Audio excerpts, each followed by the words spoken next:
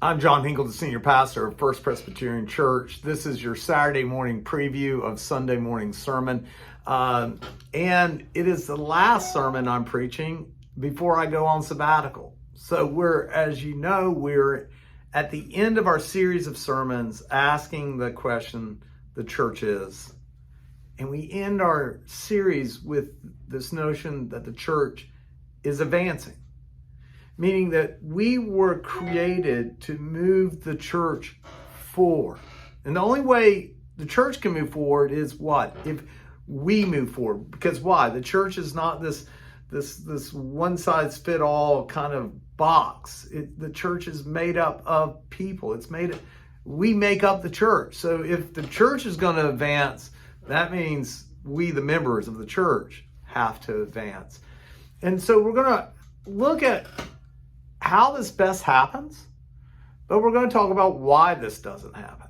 And so just to kind of give you a preview of where I'm going with this is I think churches fail to advance, meaning fail to do what we are called to do because we're satisfied with the world we're in, meaning we're fine, everything's fine.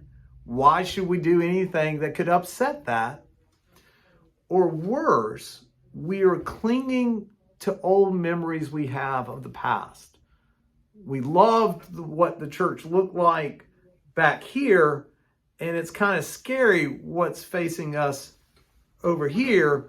So instead of advancing over here, we're just going to turn here and hold on to our past, hold on to our memories, hold on to our history. Well, that's a recipe for a disaster. And as we've talked about in this series of sermons, the church, and especially in the Western Hemisphere, is in crisis. We are declining. And I'm not specifically talking about First Presbyterian Church, but even First Presbyterian Church, we're an aging congregation. And the only way we will, I was about to use the word guarantee, but that's not the right word.